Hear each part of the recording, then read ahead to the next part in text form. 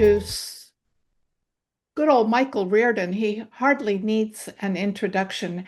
He's a member of the CWA. He's been painting for many, many years. He's received multiple awards throughout the years. And he was the recipient of the Gabriel Prize from Western European Architecture Foundation, which he spent 3 months in Paris. And that's what his painting today that he's going to show us is probably where it's from, right, Michael? It is. Yeah. Okay. And then um, he's also authored a book, which I have, which is great. So if you haven't gotten that yet, he's a member of the National Watercolor Society, Watercolor West, and the California Watercolor Association. So anyway, let's welcome Michael, and here he is. Okay. So I should, I won't share just yet. Welcome everyone. I'm glad, I didn't know that I was doing this 2 days ago. So, I feel like the pinch hitters being announced and I feel sorry for Brigitte. I guess she's not feeling very well. But anyway, so I am going to be doing a pre-recorded video but I'll be here live, narrating and answering questions. Because I'm not painting, feel free to ask questions. I might be able to answer them relatively lucidly since I'm not painting at the same time. Um, so it is about an hour and a half long, so we should probably get started sooner than later. Um, any questions for anyone before I get going here? Because I'm going to be talking the whole time, so we'll have plenty of time to talk about things. Um, let me share here.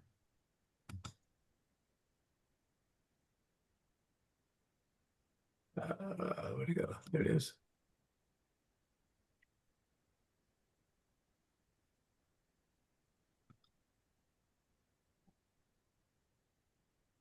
Okay, let's get going here.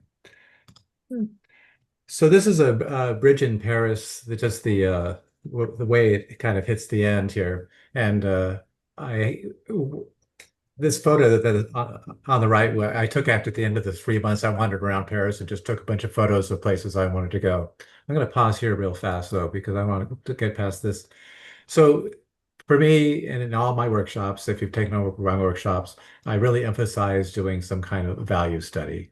So I don't usually work from photographs. I mean, I use those photographs that you just saw as my basis, and then I do this, and I basically put the photographs away. I realize for many people that's kind of difficult, but I find if I have a photograph in front of me, I will always just copy it. So this allows much more freedom to create the composition, make sure everything's working.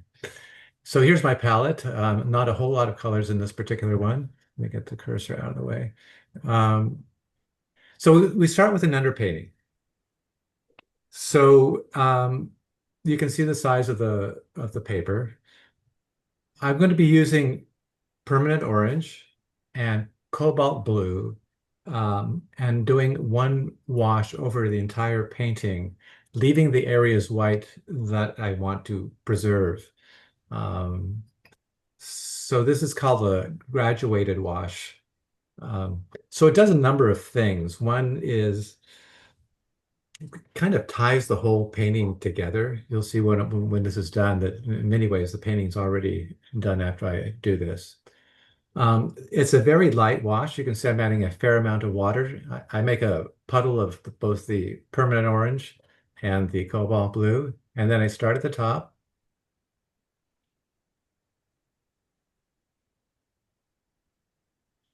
and then I bring in some of the blues.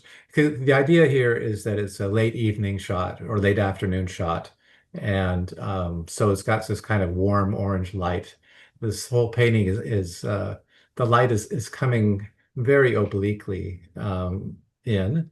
And then as we come down the page, add more and more of the blue. So for those who don't know, I have a essential tremor, so don't worry about it. I don't have Parkinson's. I've had this my whole life, but it makes life interesting. Actually, I was just at the plein air convention briefly, and I saw a demo by Tim Oliver. If you know Tim, he's in Texas, and he has the same thing, so I could really relate. Okay, then I just put clear water there. If you noticed, right on the central part of the bridge. That's where I want my whites to remain. So when I come around this, I want to kind of blend it in, but I'm not going to put any paint in that area right below the guy who's thinking about life on the bridge.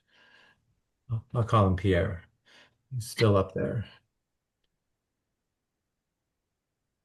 Dear. So again, pure. So I'm keeping one of my water containers at this stage anyway has pure water, so I can maintain that. And once I get past this, I just go back into the orange and go down. Right, you can see I keep that bead of paint going down the page. As long as you keep that bit, my paintings maybe only at a 10 to 15 degree angle. It's not terribly steep. I often paint steeper than this, but it's better for the camera. I do it like fairly flat. Then I go back in with the cobalt blue. And we go down the page, all the way down to the bottom of the bridge. The idea is that the light is hitting the top of the bridge. The orange is kind of where the light is, and the blue is where the shadows are. So the other advantage of these two colors is that they're warm and cool. And so you've got that kind of dynamic of warmth and cool. So now I go back into the orange. I'm reflecting the sky that's up there. That's where the orange is coming from. And and then we'll go back it down into the blue. But there's a real dynamic when you have warms and cools together. And you can just see that they make each other vibrate um, in ways that they wouldn't if you just looked at that color individually.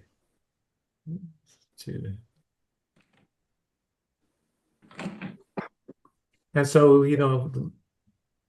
painting's almost done. No, that's not. But you can see where I now know where the light is. All my light values are done. So the way I work in all my paintings and where I compose things is that I have a foreground, middle ground, and a background. And that's in my sketch. You can see on the left, there's a background.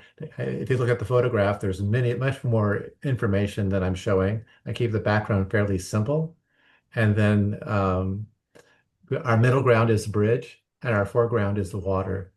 So in this case, I'm actually also going to mostly be using the cobalt again, but I will be introducing some other colors. I want kind of a gray where these trees are. Again, unfortunately, you can't see my hand. Uh, I can't put my hand on the paper, so it really drives me crazy. So I always have a piece of paper that where I could prop my hand. So I'm not making green trees. The whole idea is that they're kind of backlit and I don't want to add green to this painting. There was some green in the water you'll see later on, but I just want the thing is with trees, as long as you create the silhouette of the tree correctly, you can put any color you want. And one reason I choose this kind of cool gray is that cool colors recede and warm colors come forward. So by making this whole background a cool temperature, um, it will recede. I'm also just kind of suggesting there's some buildings back there. So you can see a little more closely. The other thing I guess I should point out at this stage too, for those who don't know, is that I work very directly and I will work one area until I get wet and wet, until I get the value that I want, and then I stop and move on.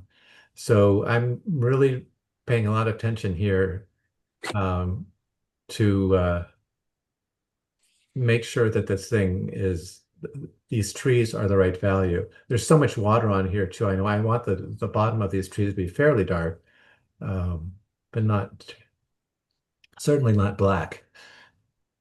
You could kind of see on my value setting underneath my hand there, basically what I'm going for with these trees. So I painted around the white lantern too, but I just kind of went over the staff itself.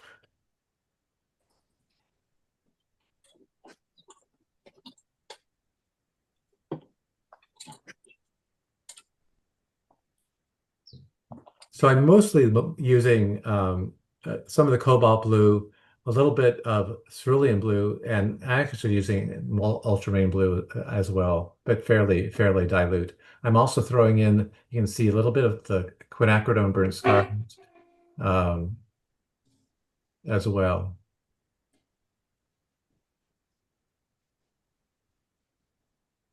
So I should also point out I'm left-handed, so I usually start on the upper right-hand corner and move down and over. So it's basically, so I don't put my hand in wet paint. There's no other real reason for it. So I'm fairly carefully now painting around some of the things that, because the focal point of this particular painting is Pierre, and so I'm going to be fairly careful once I get down to that area. The background here can be so suggestive that I don't really have to worry about it too much. I am painting around these trunks. Um, I probably didn't really even need to do that, um, but I wanted some indication that there were some I'm trunks, some ready. depth underneath the trees. See, this is as long as the paper is wet and you're working wet and wet, you can go. This is to me the most enjoyable part of the painting is watching the colors. This is what watercolor does that other media doesn't do, is it kind of blends and flows together in ways that, I mean, clearly oil painting can't do it. So I do try to take advantage of that to the extent possible, and then just kind of hinting at the tree trunks.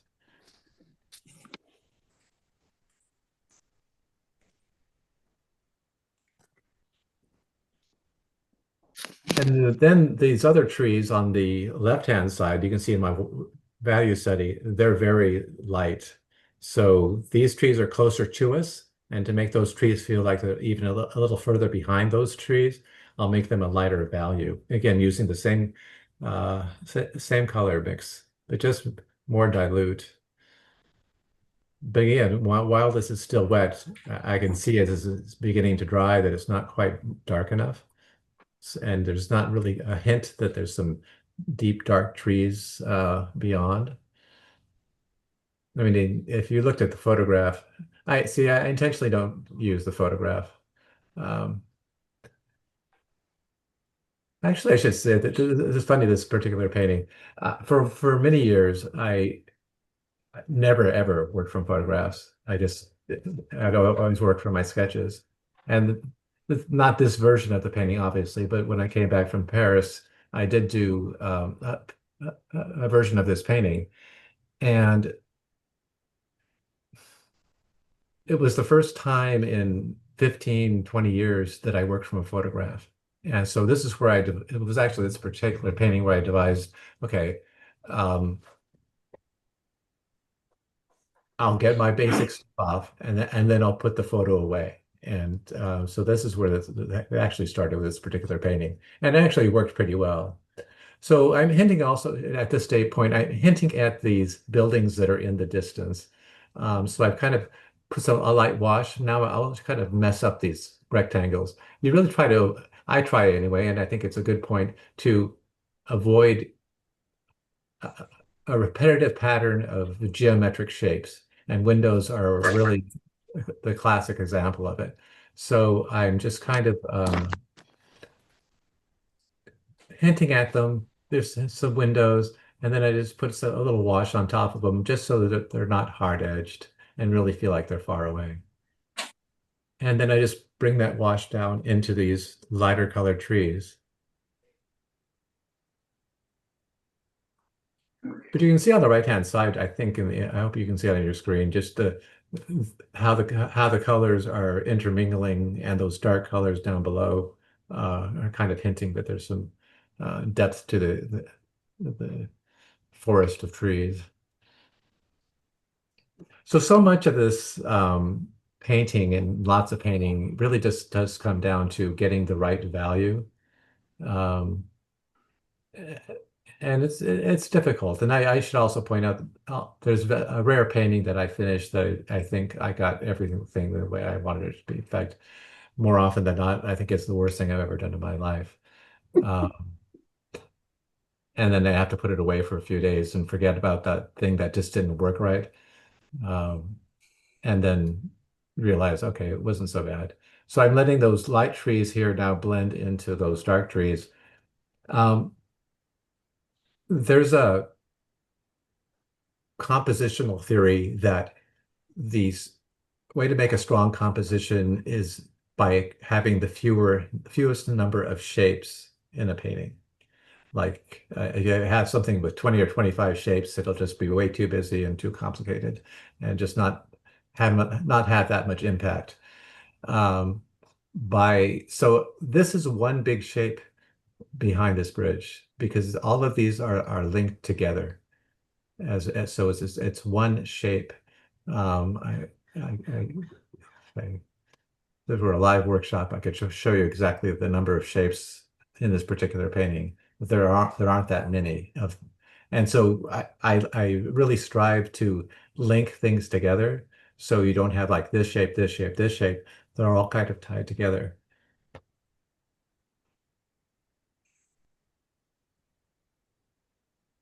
And it can only be done while the wash is wet. So once the wash has dried, I never touch it again, which preserves that kind of luminosity that you might not get otherwise. Again, you know, I worked as an architectural illustrator for 33 years and was so used to making things up as I went along. And before I started painting, I had an image in my head of what I want it to look like. And I think that's actually something that's not even has nothing to do with being an architectural illustrator, but I did just was used to making things up as I went along. And So, Michael, you paint essentially a la prima. yeah, essentially, yeah, watercolor, all of them, yeah, basically, yeah, because I don't touch it again. Um, because the thing is, if once it dries, this is like stained glass, and if you put another piece of stained glass over it, you begin to lose the luminosity, um, which I think is so important. Okay. Yeah, essentially it's alla prima. But again, you see, I'm working one kind of small area together so that the area next to it is still wet and I can kind of blend things in while it's still wet.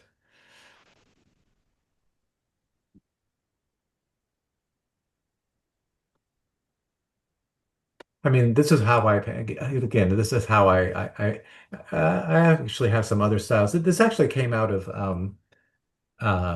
painting plein air and was a way of, and after having taken Charles Reed's workshop in 2000 or something like that, I remember I came out of that workshop, thought, well, that was fun, but I didn't learn anything. And then 6 months later, I was painting. I thought, I get it now. So this way of painting very directly and down once actually came from him.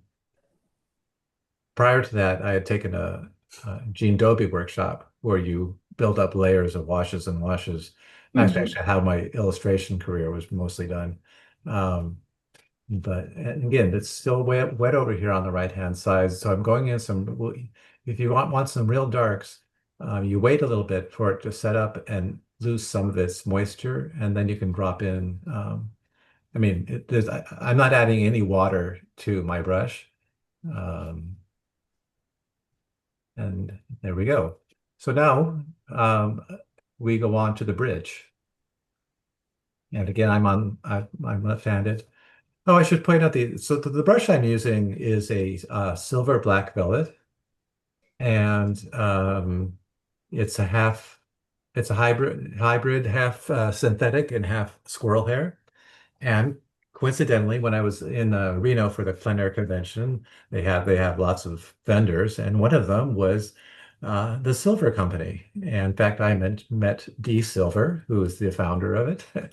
Um, they were originally in New Jersey, and so I just gave them. I'm so enamored. I love this. I wanted a kind of a soft edge here, so I know it's not completely dry. So I'm going in and just kind of softening that edge there. I'll talk a little bit more about edges later on. Again, this is a way to make it feel like it's integrated into the whole painting.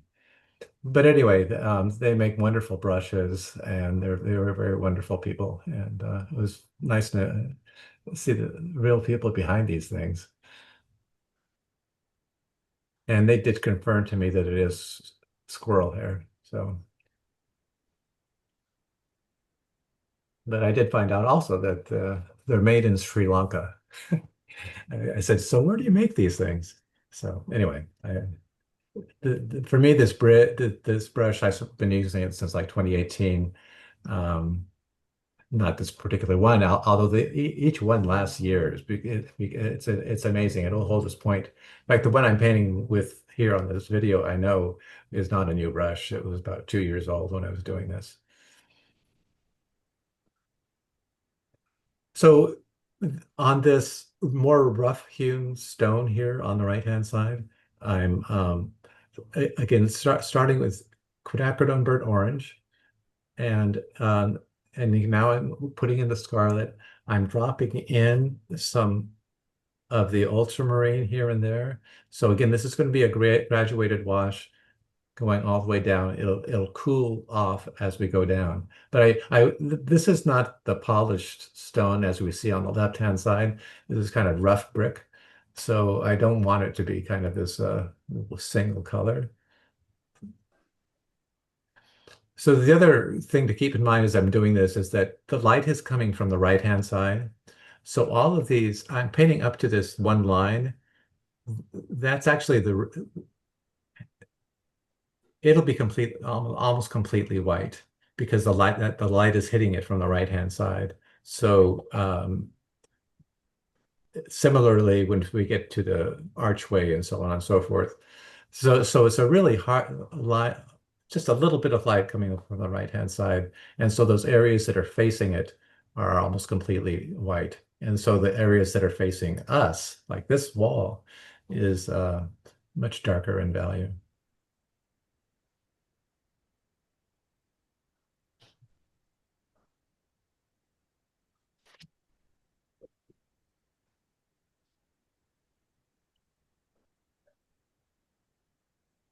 And so as we get to come down page, again, as we approach the water, I start adding more of the ultramarine blue.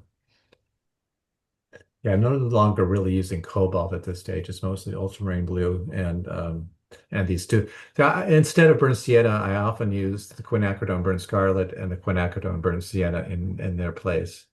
I will say recently I put burnt sienna back on my palette, and it has some advantages. Lots of nice things it does too.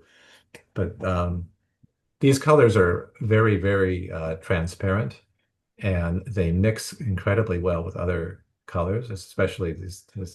And so I'm the quinacridone burnt scarlet. I used to have a car that was that color. It's a pretty important color on my palette.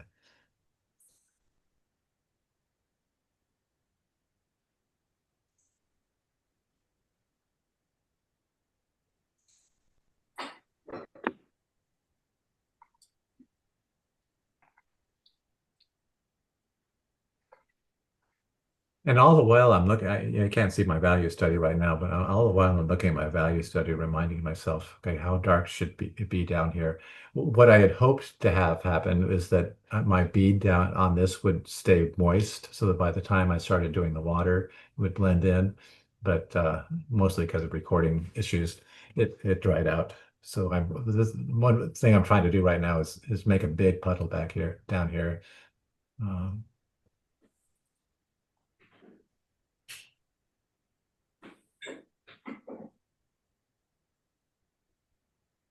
I realized today it's actually now been 20 years since I left. Yeah, 20 years ago that I started this 3 month thing. Wow. Yeah, I know. Time flies, huh? Yeah.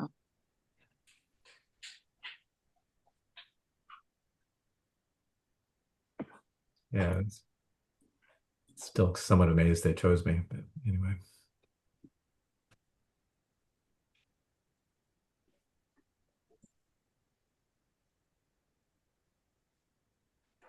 I used to speak French. I actually did my junior year abroad in Want France. some noodles tonight?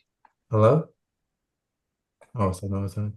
Um, I didn't hear. I'm sorry. So talking to me? I don't know. Anyway, yeah, and my grandmother was French too, so I actually have French family, but anyway. Um, I'm having chicken, pepper. Well, Yes. someone should probably mute themselves if they can. I was gonna have cabbage. We got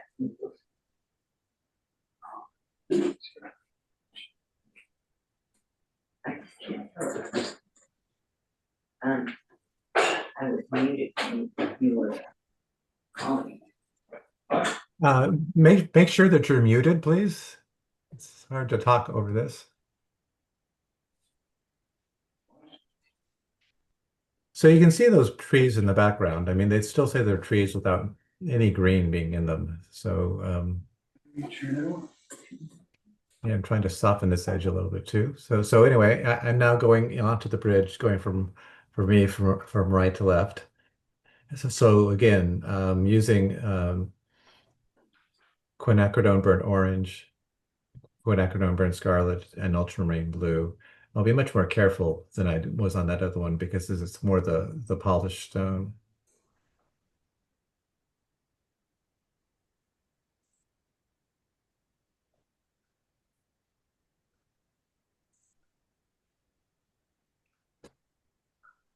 As again, while things are wet, I go back in and drop in slightly darker values. I'm always watching how it's drying, and if I think it's going to be drawing too light, I will go back in and a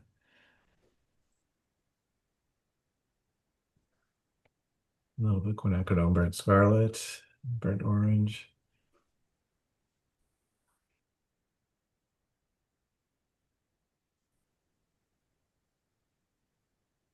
And again, we'll go from light, just as we are on the left hand, on the far right, we'll go from light to dark as we go down the page. And again, the plane that is on the left-hand side of this particular wash is facing the light. So it's okay that it's actually kind of a hard edge where the light's hitting it.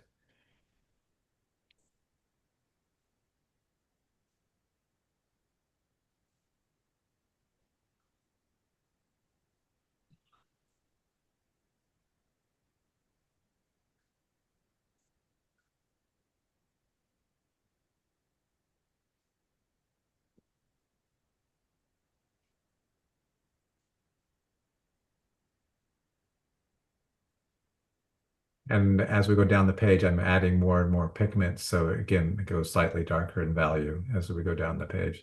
The idea, of course, is that the light is hitting the top of the bridge.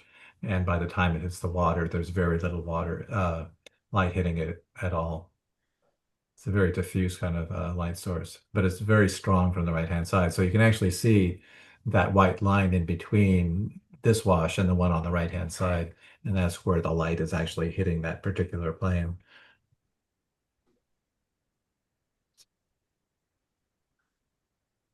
So the way I bake blacks or dark colors is that I use quinacridone burnt orange and ultramarine blue.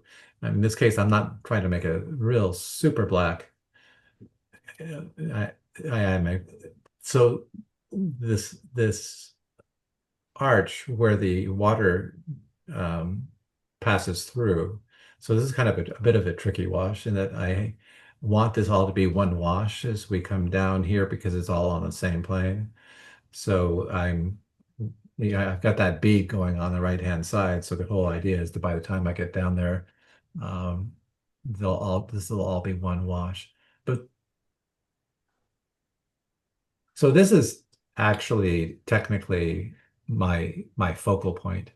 Um, and the focal point is where you have your darkest black against your lightest light. And this is, I mean, Pierre will have some black on him and a white shirt, but it's this wash that, because that the light's hitting it and the underside of the arch is completely black. So it's only there at the top, and then as I come down, I add more water and make a graduated wash from dark to light in this particular case, um, so that it joins that wash all the way down the page from that point on. So you can see I made my black fairly direct. It was partly because this is a pretty small one, but again, it was ultramarine blue and quinacridone burnt orange, but very, very, very thick, very little water in it. I've also found if you could make your blacks um, all in one wash, as opposed to building them up and building them up, again, they're so much more luminous than if you try to just it, do layers and layers and layers, and it still stays pretty luminous.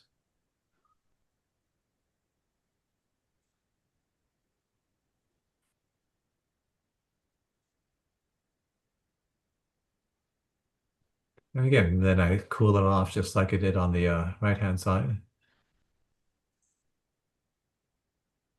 So that's probably the trickiest wash of the whole thing because I wanted that black.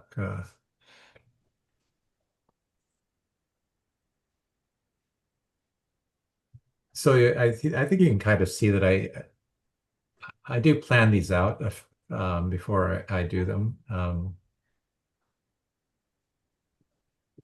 Because watercolor is difficult enough to do.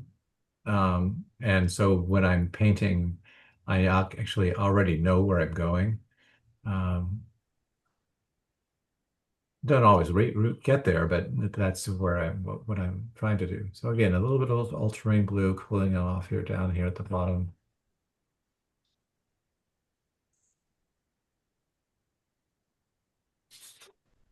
And I could tell it's was getting a little too light. So again, I'll just drop in more of the ultramarine blue mixture.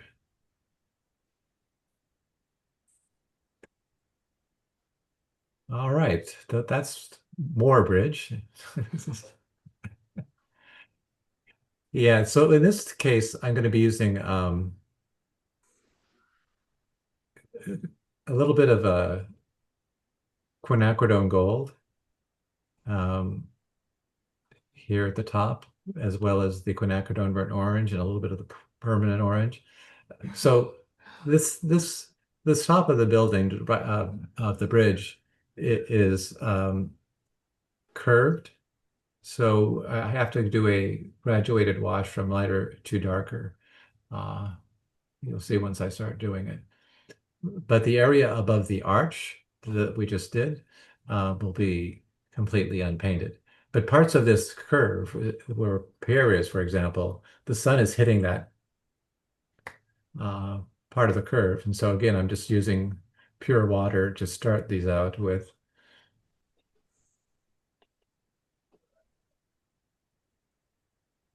Then I'll get some of my quinacridone gold mixture in here. Yeah, unfortunately, quinacridone gold is no longer quinacridone gold. I mean, it's a mixture of two colors. I mean, it kind of looks the same, but it doesn't quite behave the same. But I stockpiled on, and then go back and start dropping in some of the orange on into that very light wash.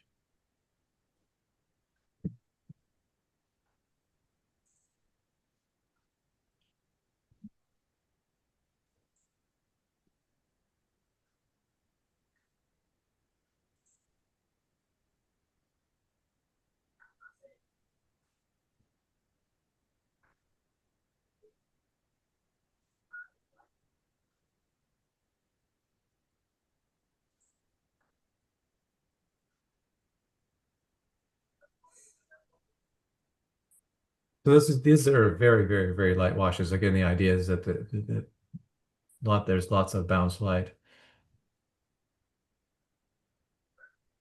So I'm doing these two sides simultaneously, or two planes simultaneously, because they're all on the same plane.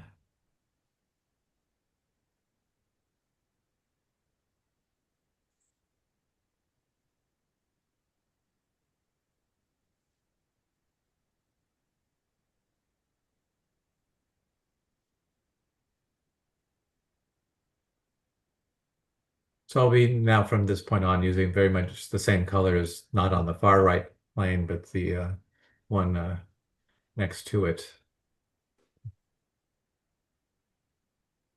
So much of this is using these graduated washes. It really goes a long way as far as helping to create a sense of light. Again, the sun hitting the top, and by the time you get down to the bottom, there's less light.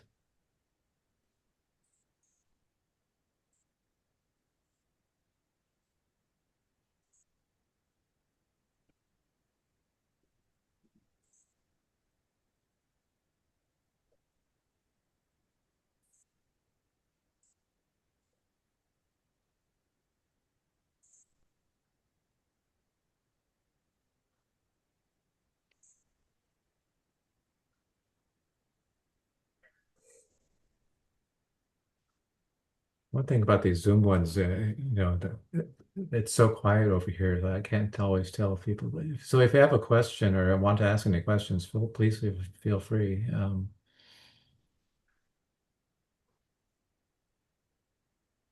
So the other thing I should also say about going from a warm color down to the ultramarine blue is that again, I'm playing that same game that I mentioned earlier on about using warm colors and cool colors. Um, because in reality, if you look at the photograph, there's not blue down there. But th this is um, what I am creating in order to, as someone said over the last couple of days ago, we're artists. We can make things however we want them to be. And I mean that this is what, in workshops we work from photos. I still will work from a photo, but again, much the same way. I'll get the idea from the photo and then I'll put the photo away. Um, it allows you to kind of personalize it as well as because it's the rare photo that is perfect. I mean, there are of course professionals who make really beautiful things, but um,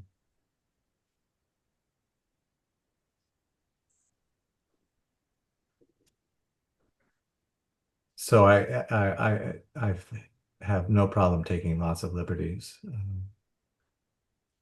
I mean, the basic idea for this bridge is from that photo, and the sun hitting it, the sunlight kind of or sunset look.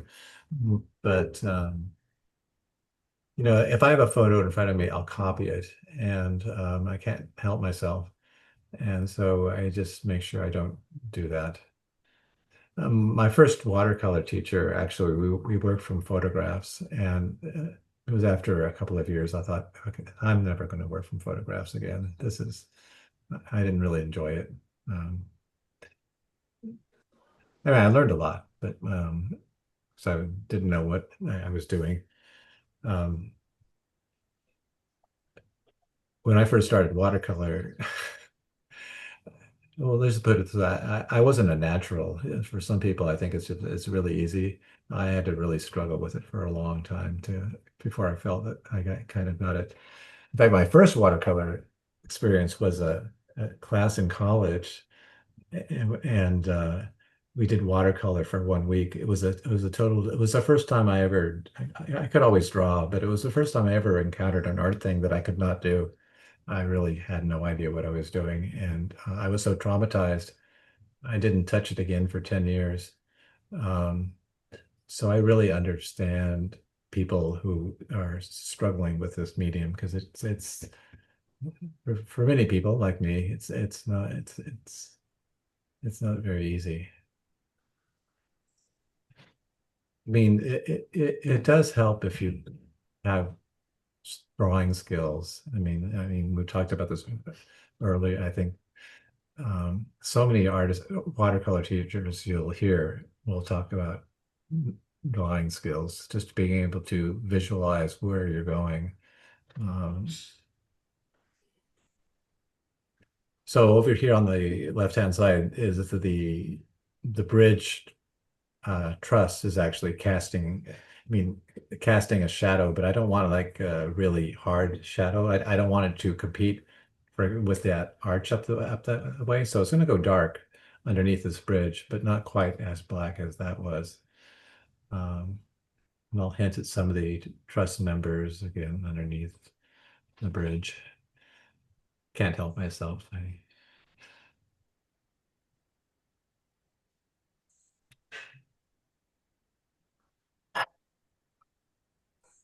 So when I was in Paris, my field of study was the public fountains of Paris. And so I did many paintings of the public fountains.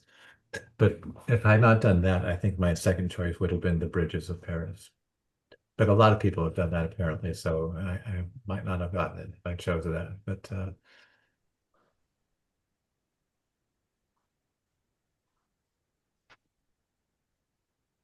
again, as long as it's wet, you can see I'm really not wetting. I'm not wetting my brush at all. I'm going right back and use the water that's on the page, on the paper, rather than filling up the bridge. One thing about these black velvets is they hold excuse me, hold lots and lots of water and lots of pigment.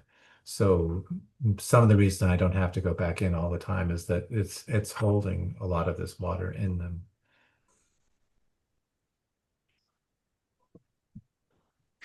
Now, I used to be a sable snob. I mean, in my illustration career, I had to buy a new sable every 6 months or something like that, and and it got a little expensive. So I tried, and synthetic brushes were getting better, and I tried a few, and I still have them around, and will use them.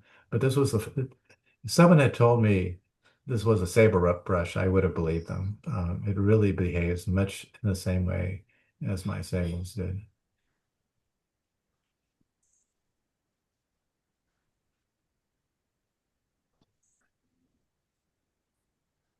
So here I'm making some very light washes, and I think we'll get to that on it. We'll see. I'm again, we're starting here at this top. It's too dark because this is on the same plane as one just to the right of it.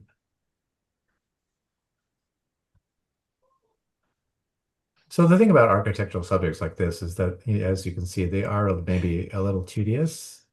You do have to be very careful about perspective and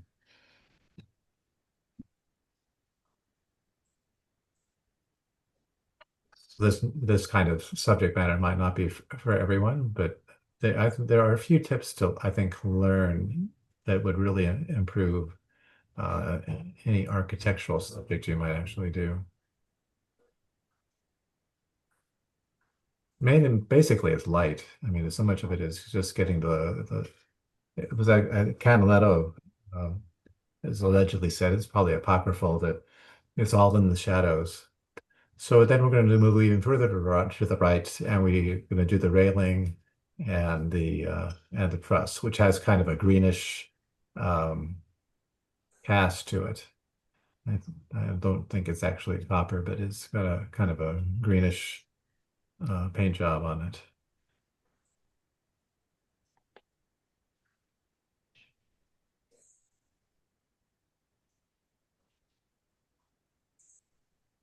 So with these railings, you can see I kind of drew them fairly carefully, but it's just a guidepost. I really just want these to be suggested. So I've made a fairly dark wash to match what's behind it, that value of that wash we see behind it. And I'm going to just kind of hint at these little white spots and So it looks like the railing's there, but not really there. I'm not going to get all that involved in making sure that it's accurate. But I also have found that if I don't draw it fairly carefully, I it'll look unbelievable. Because yes, as long as you put in a few things that look right, um, then everything else will kind of just fit in. And the thing about this railing too is that it's really it's not white, but it's so this is actually it leads me to another little point. So I often will go opposite the way that people say to go in watercolor from light to dark. I will usually go from dark to light. And so what I'm doing here in this case is I'm just painting the darks behind this railing. I'm going to let it dry and then I'll just kind of drop in the colors. I do this probably 80% of the time. In fact, in a way, with this is what I'm doing with this particular painting and all the rest of the bridge as well. But I will usually put the darks in first um, because they again goes that same thing. The darks are usually where the shadows are, and if you get the correct shadow pattern, you can again you can do almost anything. It'll look right. And so much of architecture is defined by the shadows that So, Michael, there's a question about you're talking about painting the planes and the um, they'd like to know what you're trying to achieve. I'm sorry, say that I couldn't understand. Say that again. Okay, it was in the chat. And Right, the question was, you've mentioned painting the planes a lot. right. Okay. And what are you trying to achieve is the question. What am I trying to achieve Yeah, by painting the planes? I don't know. Yeah. Well, the thing about it, any architectural subject is that it is a series of planes, and it looks three-dimensional if you've got whatever value you put on those planes. So when I say, maybe I just again say these planes on the right hand side, there's the brickwork. That's one plane. The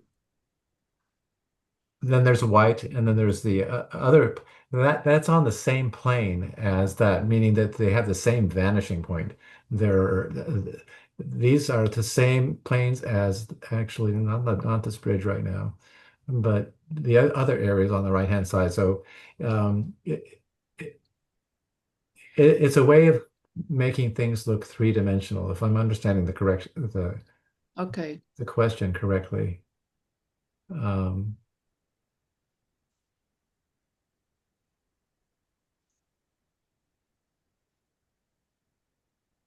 so again, on this bridge, what I'm going to be doing right now is I've got this kind of fairly dark mixture.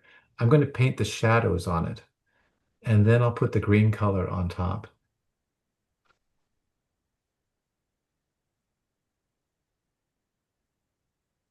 Well, I hope I answered the question. I'm not 100% sure, but really what I'm after here is this sense of it's a sunset evening, and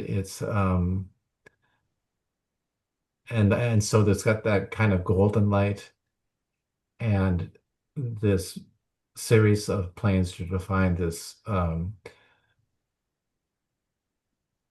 piece of the bridge.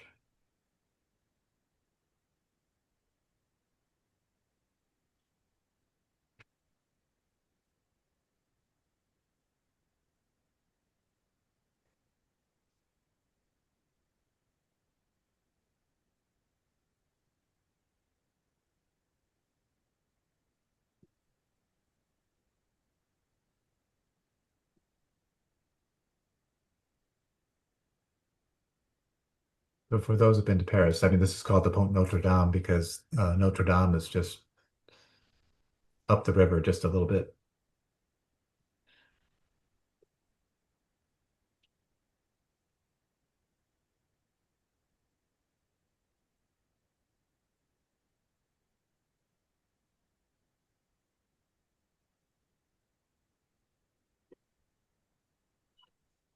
So again, I'm fairly careful trying to maintain those areas that where the light's hitting them so that they're but I should also point, well, one of the things with these shadows is that they're the same colors I've been using throughout the painting. So it's not like I'm introduced because I know this is green that I'm going to start throwing in green. Um, I mean, in many ways, similarly to the fewer number of shapes makes a stronger composition. You get better color harmony the fewer number of colors you use. In this particular case, I mean, I'm really only using, for the most part, 5 colors. It's partly that there aren't that many opportunities for colors, but I mean, I could have made tr green trees behind there, um, but then they would have been too important. So I don't want the back. So the thing about this foreground, middle ground, background thing is that, um, again, you're trying to make something look three-dimensional. And so if you make your background much more suggestive than it is in reality, it creates a sense of depth that wouldn't be there if you painted it very accurately with what's really there. So I will often make my backgrounds significantly lighter than they really are, just again to create that you have a two-dimensional surface that you're trying to make look three-dimensional, and so that's one of the main steps to uh, create that sense of three-dimensionality is by making your background significantly lighter. But that doesn't mean, so I'm using the exact same colors that I did on those trees. Again, it all ties together and creates more color harmony. I used to make, a la Gene Dobie, some very wonderful, beautiful greens with using phthalo green. And then for some people might in this workshop in the audience might remember some of my workshop from then. It's very difficult to master. But more importantly, personally, I got to a point where like I was throwing in a new color that wasn't repeated anywhere else in the painting. So I several years ago basically switched. I will make I don't use pre-mixed screens any longer. I can make them in my palette. And so and again, if you use a color in one particular part of a painting, you need to repeat it somewhere else. So and one way to create color harmony is by just having fewer colors. The thing is, if you get the values right, you really can put any color you want down. And so to me, it's more important to have color harmony than accuracy.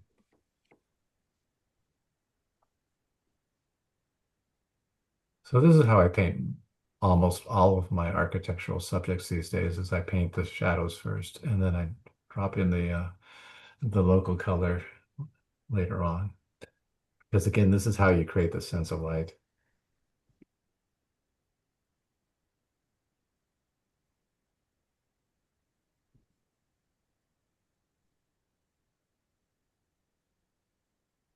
And I can tell you sometimes when I'm doing these, I've forgotten what that pencil line was supposed to be.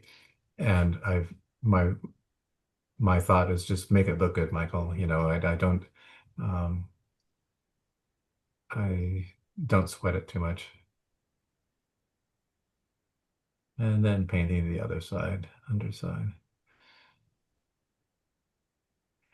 No, I realize I feel sorry for Brigitte. What I do, and I'm always amazed. I remember she did a demo for CWA a while back, and I had never seen her paint before. Um, she's an amazing painter. I don't know how she does those flowers. She makes it look so easy, but it really isn't. Uh, Mm.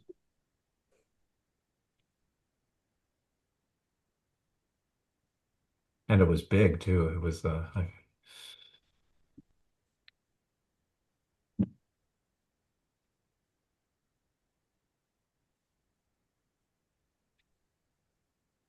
yeah. Tom Schaller's in Rome right now teaching workshops. That's why he can do this. Yeah, he is.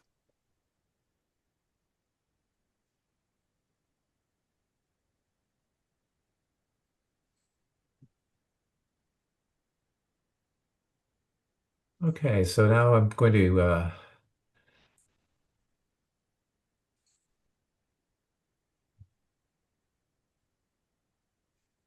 again, you can see just how few colors I'm using. So I'm now creating a slightly thicker mixtures. And the other thing I should point out too is that for my blues, generally speaking, for the light blues, I use cobalt blue. And for the starting the water. Okay, so you can see that I've drawn the reflections. It's just as important as the shadows are the reflections. And so, yeah, I had hoped to have a soft edge here, but dried too fast. So again, I'm going to go from lighter to darker at the bottom, reflecting the colors that are above. So I will throw in some orange like this. Um,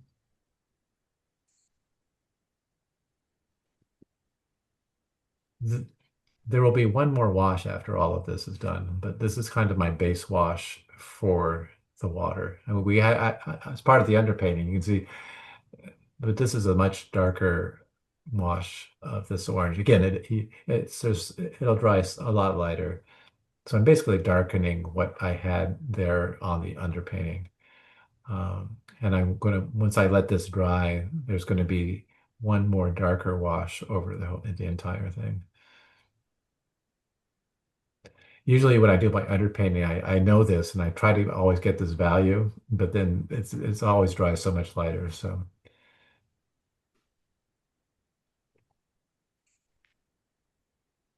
I realized I went by fast, but you could see the final painting in those little chapter headings.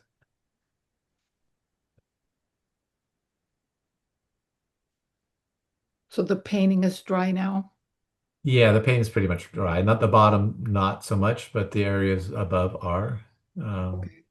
I didn't wait much time between this. This was all dried relatively quickly. So going to do the little light standards. It's all dry back there. So again, I'm not going to sweat it too much to make sure they're accurate, but I just want a hint of the um, light poles up above. So again, I've made kind of a dark um, ultramarine blue and quinacridone burnt orange. And again, the light's hitting it on the right-hand side, so I'll leave little highlights. Hey, Michael, there was a question that said you mentioned painting the planes a lot. What are you trying to achieve? Yeah, I already asked him Oh, Yeah, he you that. did. asked me I'm that. sorry. I must have stepped away. Yeah, I tried to answer it. I'm not 100% sure what the intention of that one still is. Is it trying to achieve a nice painting, but um, I think it probably relates to the depth you try to create. yeah, no, that's I think essentially it too. So that you're trying to make it look three dimensional, and in all architectural subjects, I mean all subjects really, you get this three dimensionality by the values you put on these planes. And I try to define these planes again by these, there's on the far right-hand side, that plane, I mean, this is in many ways a one-point perspective. So anything that has that same vanishing point, which is, miles off to the right-hand side, um, they will all have the same value.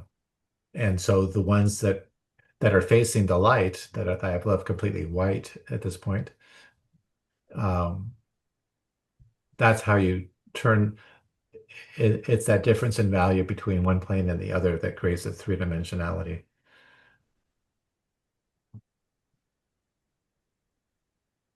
So you also notice that I basically use one brush for the entire painting. And I don't do this intentionally. It's just that good thing about these silver brushes is that they have a great point, and that paint you don't need um, you don't need a small brush to paint something small. And again, because it holds a bigger brush, even holds even more pigment. Um,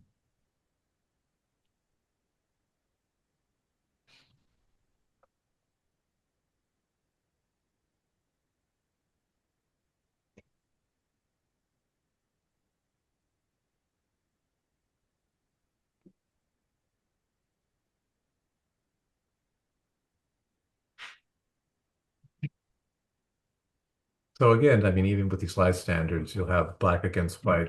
So your eye goes to this thing about a focal point is your eye goes to the place where there's the greatest value contrast. And as long as you design your painting such that there's only one point in the entire painting where you have black against white, and by having this hook, so a viewer will look at the painting and they have a place to land. The eye has a place to land. And I mean, if you go again, if you go to a museum and see any kind of representational painting, um, everyone uses a focal point. It also helps, I think, you to focus a little bit on what is the point of this painting, um, to really think about where you want the eye to go. But by having a landing place, it helps the entire composition. By having that one spot, and then your eye moves elsewhere. And so there's a whole thing about having secondary and tertiary focal points, but yeah, I mean, I do that too, but it's not that critical.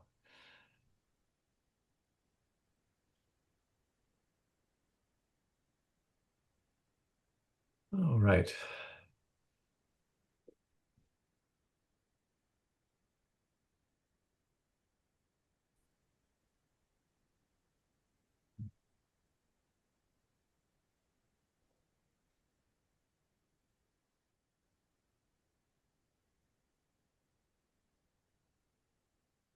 So putting a few more of the shadows, a little bit of the details on the bridge. I mean, these are actually, I think, if I remember right, well, they kind of look like a person. I mean, they got two eyes. For a while, a long time, I thought it was sheep, and I think it actually still might be a sheep. So it had something to do. This bridge had something to do with sheep, and they put these heads on it. But again, since I don't really know exactly what it is, and I looked at the photograph quite a bit. It's like, in fact, I was when I was in Paris a few years ago, and I went back. Of course, I always go to this bridge and look at it, and was trying to figure out what those things are. It's not very obvious to me still. I think they're sheep or rams or something.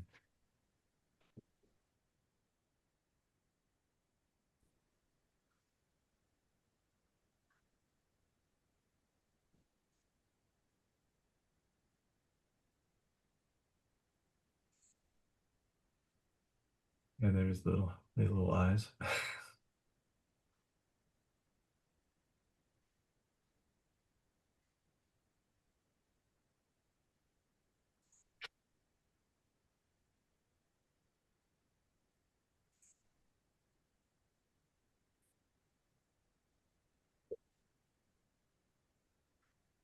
So I'm now making the green for the bridge. So I'm using oh, obviously it's kind of an olive green, so there's a lot of orange in it. I'm using a little bit of cobalt turquoise. Cobalt turquoise and cerulean blue are the same pigment. So so I am introducing a color that I've not used, but there's really no other way around it. I could have actually this color will be repeated in the water, as you'll see later on. The sun is actually pretty green. So now this is all dry. I just do a light wash over the entire thing, going over the shadowed areas. Um, e- Even the balustrade up above. Um,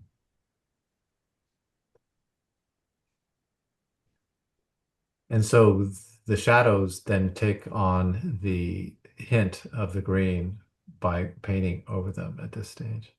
It also softens a lot of the edges, so it's not quite so sharp. So in any event, this is how I do um, a lot of my architectural subjects as I paint the shadows first. I know some people would think that's anathema, but mine it works better. So again, I mean, this green is kind of a complement of a lot of this orange, so it helps the orange really kind of stand out.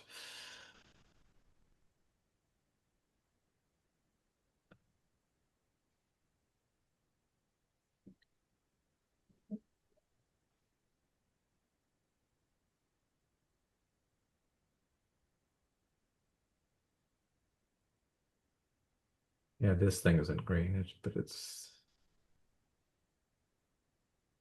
a boat hook or something. So the question is, what size is that brush you're using? It's a number 12. Okay. I should also talk about paper a little bit. This is on Saunders Waterford, which I switched from Arches many years ago because Arches was having some sizing issues. And it's 140-pound rough. Okay. Although these days, so there's a few more shadows here on the stones. This is probably the most tedious part of the painting, so bear with me. Um, I don't know. I started using a Baohong, this Chinese paper, and it's extraordinary. If- So I still have lots of Saunders Waterford. It's a very, very good paper, but this is so much better. So in order to make this thing look three-dimensional, I just said I often paint the shadows first. In this case, I didn't paint the shadows first. I'm painting them afterwards because they're so small. Um, but it's how you make something look three-dimensional is by putting in a shadow line. Yeah, I should say about 90% of the time I paint the other way around where I paint the shadows first. But this is a case where it would have been a real mess, I think, to have done it that way. So I want to rough this up a little bit more too, so it's not so pretty. So actually all the painting is this way of making of using contrast. And so like we just talked about value contrast that, darks against lights, temperature contact contrast, warms and cools. So and this is where edges come in a little bit. It's often if you make something that's very vague next to something that you want to be really sharp, it'll look even sharper. So one thing in this particular painting, the trees up above are so kind of vague and amorphous. It makes the bridge just feel much more solid because it's not painted that way. So what I'm doing here with these stones over here is roughing them up again so that the polished stone looks even more polished. I mean, I'd hoped to get this effect in my first wash, when I was doing the underpainting, but it really wasn't quite enough. So again, I'm not going to paint in all of these brick lines, but I'll paint in a few of them just so that your eye knows there's brick and it'll fill in the rest. A lot of what I do is try to create an impression and let the viewer fill in the rest or fill in all the details.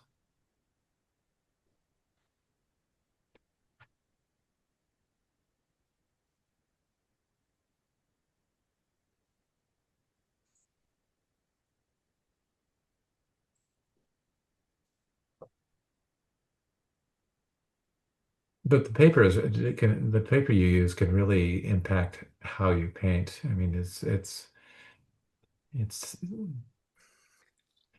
I mean, Arches is now come back around, and I actually used some recently, and it's like, okay, it's still a really it's an okay now. Uh, but if you don't get that sizing right, it can really mess you up. And for a while, it wasn't.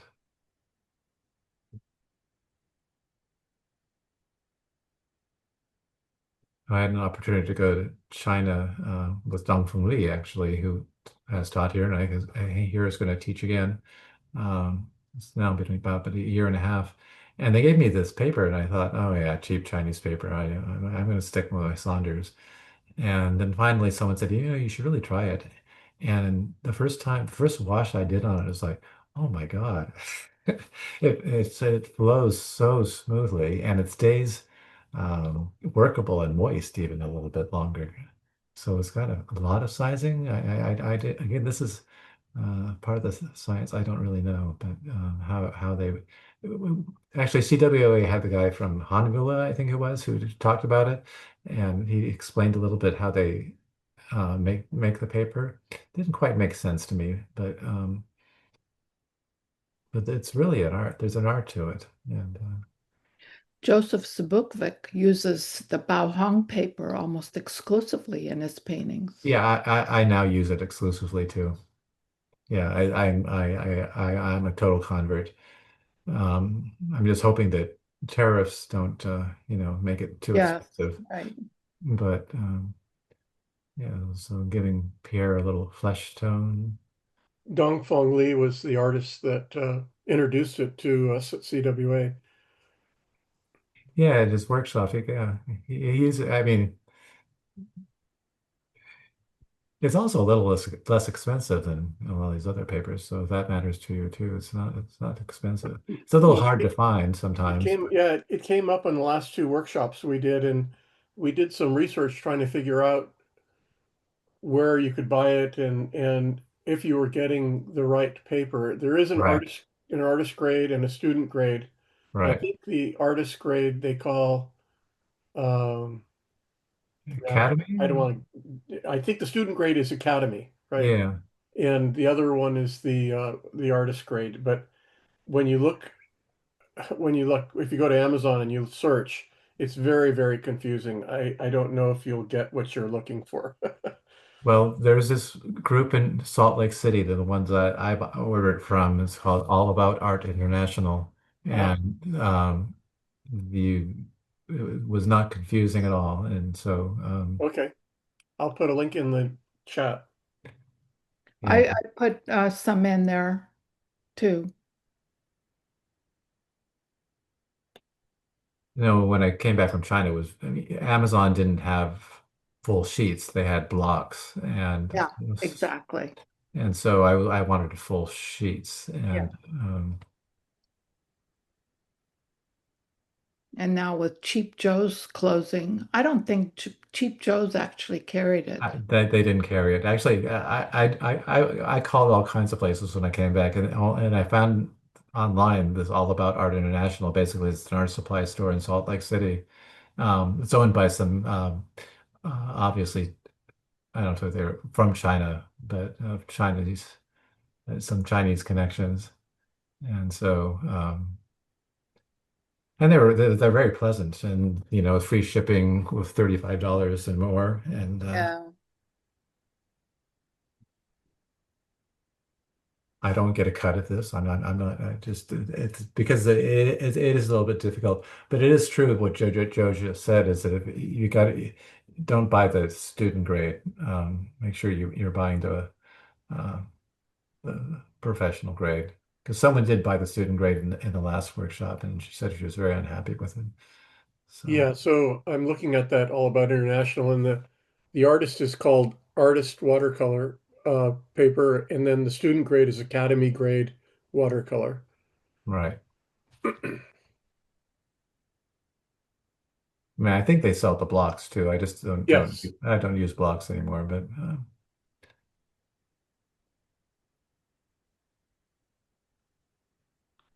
Why? I'm sorry. What? Oh, why I don't use blocks anymore?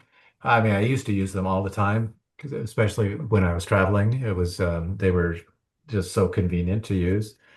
They got too expensive, and so what I do is I just cut my paper out in advance, and I've got a board, and I'll just put masking tape and tape down. It's so much cheaper than the blocks. Um, you don't have to cut them out.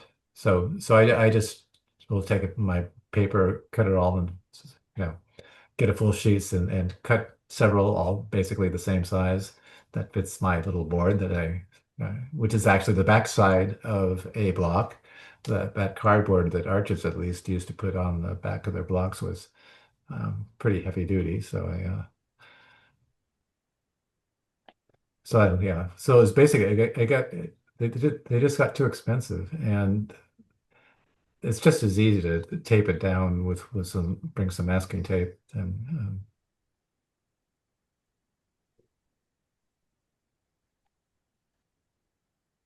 so this is the other way of making it. Unfortunately, this is a little tedious putting all these little lines in, but it's really the way to make it look three-dimensional is there's a little bit of shadow here.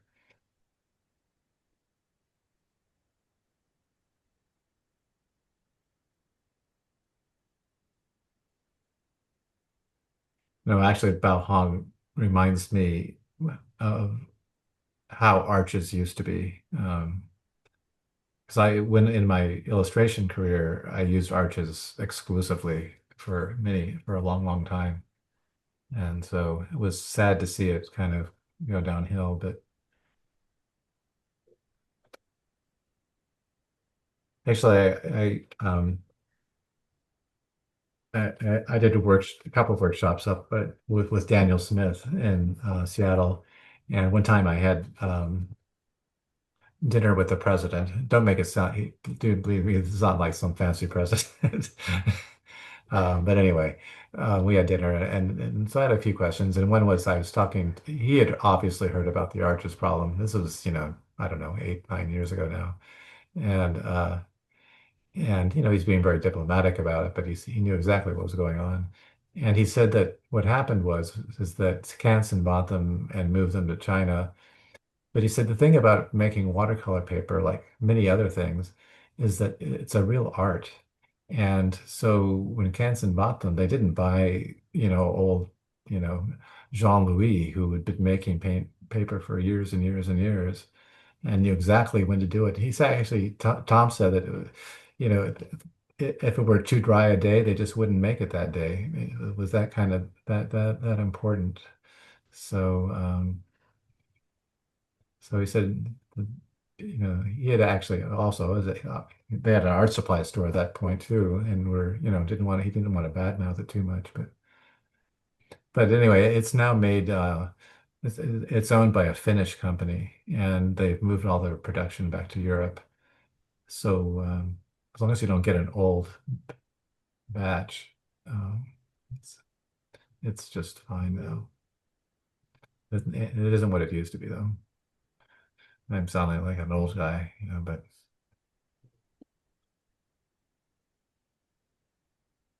So Arches is no longer made in France?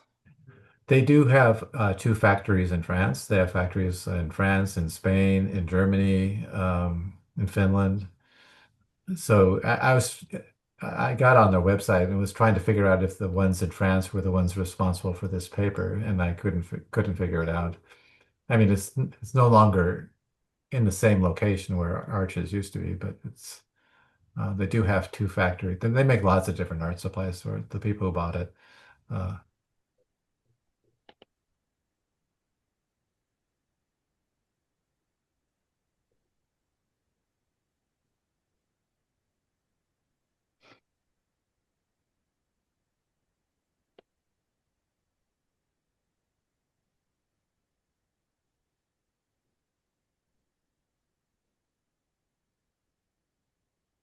but I think paper is probably more important even than the paint you use. Um, yeah, my first experience when I was in college, I mean, the teacher was also not a watercolorist, so he couldn't give us any guidance, and so I just bought some cheap paper and cheap brushes, um, and the washes weren't going anywhere where I thought they would go, and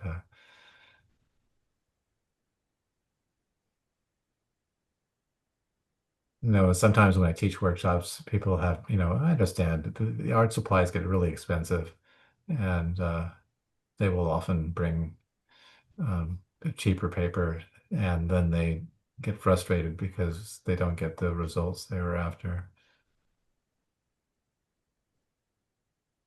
Yeah, I want this to be a little bit darker than what was. This is some of the moss that's growing at the base of the bridge, so it's actually fairly dark.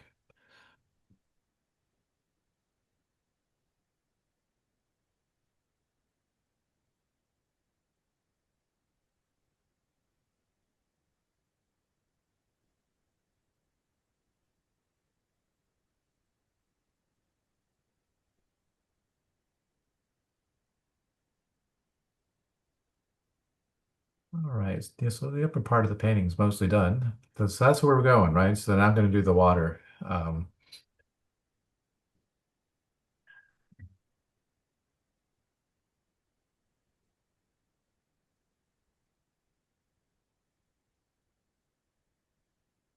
Well, you have about a half hour, so that should be plenty of time, Michael. Okay, yeah. So again, using the cobalt turquoise, again, same pigment as cerulean blue. So it's got lots of, I mean, it's PB36. It's the same thing, just the way it's processed. Actually, I asked a while ago, one of my students who was a chemist was, why is this? How does this work?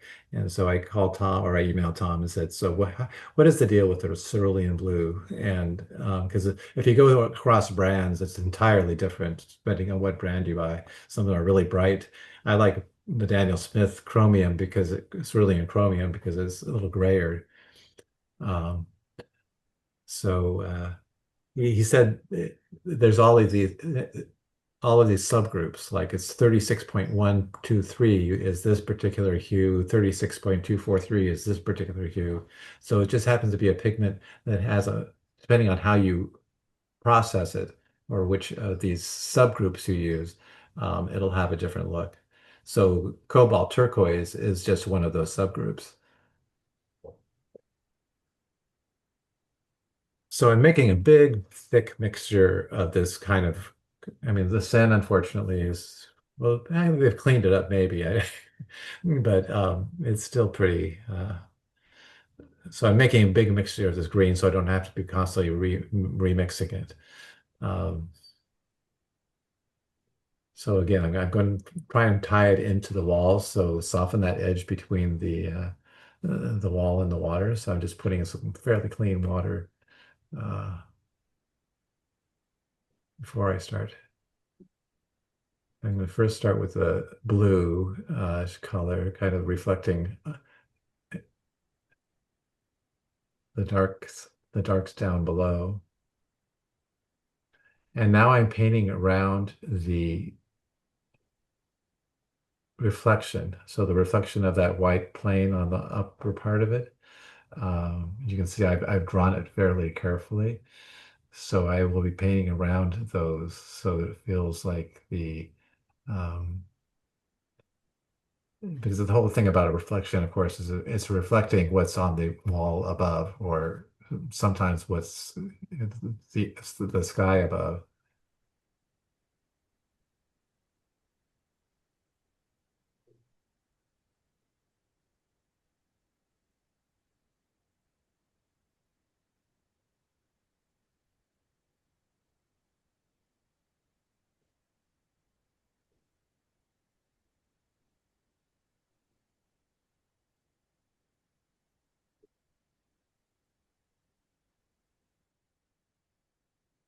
And again, I'm creating the water. I talked earlier about the fewer number of shapes. So this water down here is one big shape, even though I will be leaving little highlights of reflections above. But it's one big shape. Up above at the top is one big shape. You could probably break the bridge into three shapes, essentially. So, so really five shapes. Actually, we got that truss over there, six shapes. So really not very many shapes.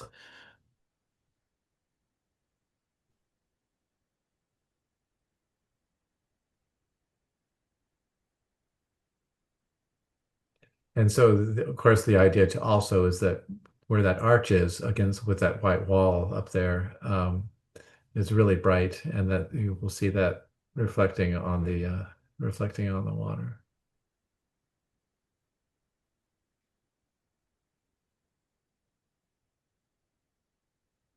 I will sometimes, if I feel like big washes like this that are so thick begin to dry, I have my spray bottle and I will just give it a little spritz to make sure because you really don't want it to dry. And this is a big area to try and do wet on wet.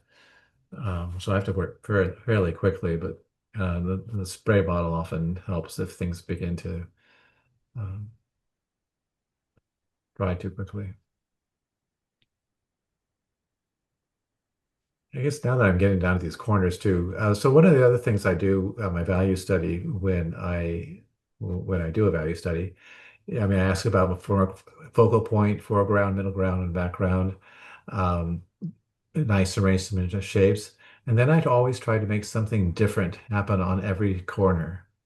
So you can see up above, got the trees on, there's a slight difference between those. And I'm going to be building this into this too, so that on the um, one side is going to be darker than the other side down here, just so that they're not identical. What it does is that it actually helps to create a more dynamic composition. I've tested it. Something someone told me at one point and I didn't really believe it. And I tested it. It's really true. If you want to make a very calm painting, make all the corners the same, and they will be. So again, this wasn't quite dark enough, and I'm going to go back in and start dropping in colors where I want them to be. I then will be letting this dry, mostly dry, and I'll be putting one long big orange wash over it again. Because you can see, like when I was putting the orange down at first, it looked like it was pretty bright, but it's not nearly dark enough, not really orange enough.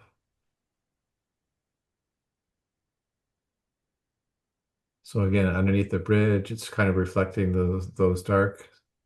The moss right underneath is reflected in the water. And again, you can only do this while it's wet.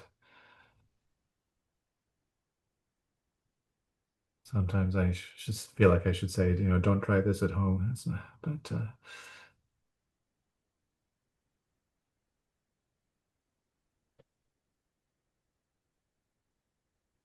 so this is very, very, very thick paint that I'm putting down now. It has not much water in it.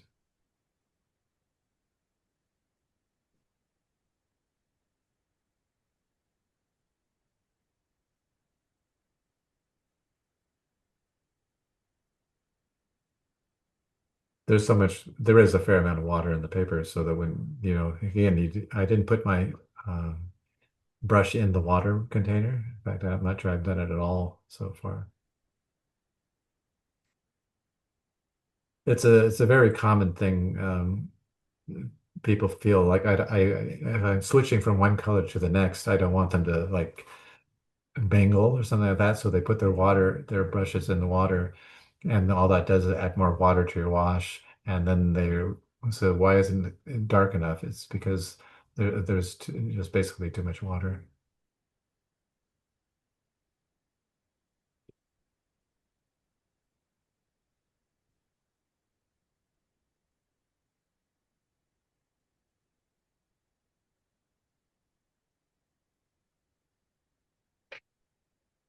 So you can see I also basically work from top to bottom. And again, it comes from painting plein air, not what I put my hand in, but that's why I saved the water till the end.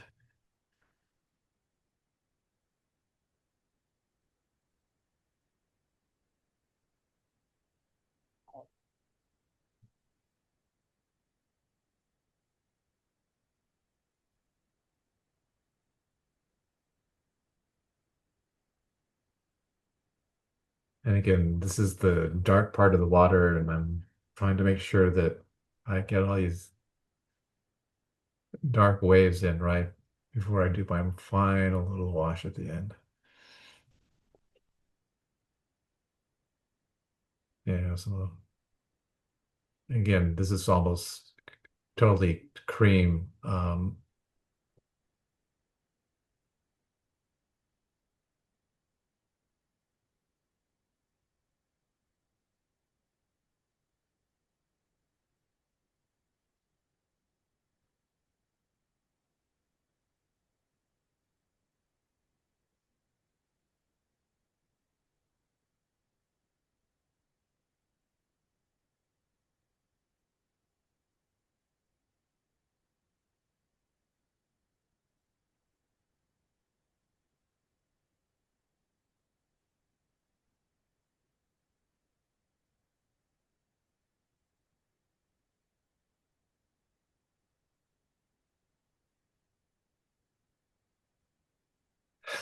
So as long as it's wet, you can keep adding more of the pigment. There is a crossover point where it begins to fall apart, but depending on the paper you use. All right, so let this dry a little bit, and we'll do our final wash over. Uh,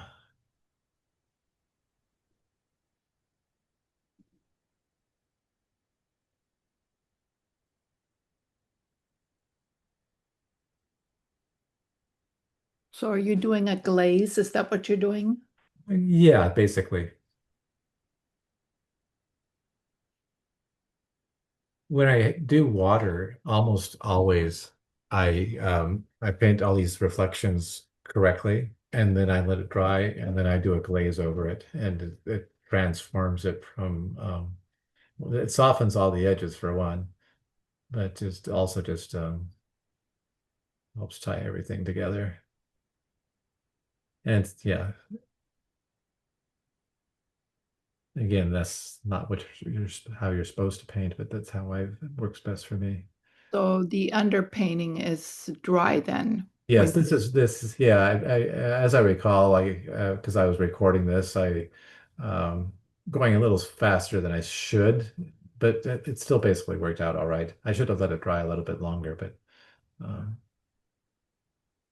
so you can see this fairly thick orange now going down over this though, and a little bit of the quinacridone scarlet as well. Again, that if you look at the Impressionists, they always put a little bit red in their greens, so it's my homage to Pizarro, especially.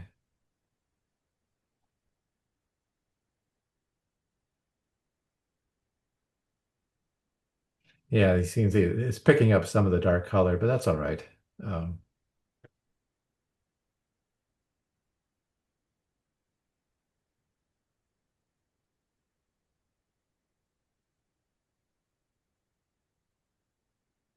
and that's it.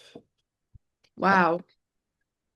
Let me pause this so you can see where when it finally dried.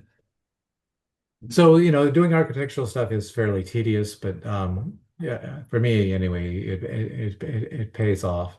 But I really wanted to keep in mind one takeaway for sure is um, your background can be is really critical to setting the mood of the painting, and you can make it as very, very suggestive, and that's what will make the bridge um, really stand out or jump out. Gorgeous.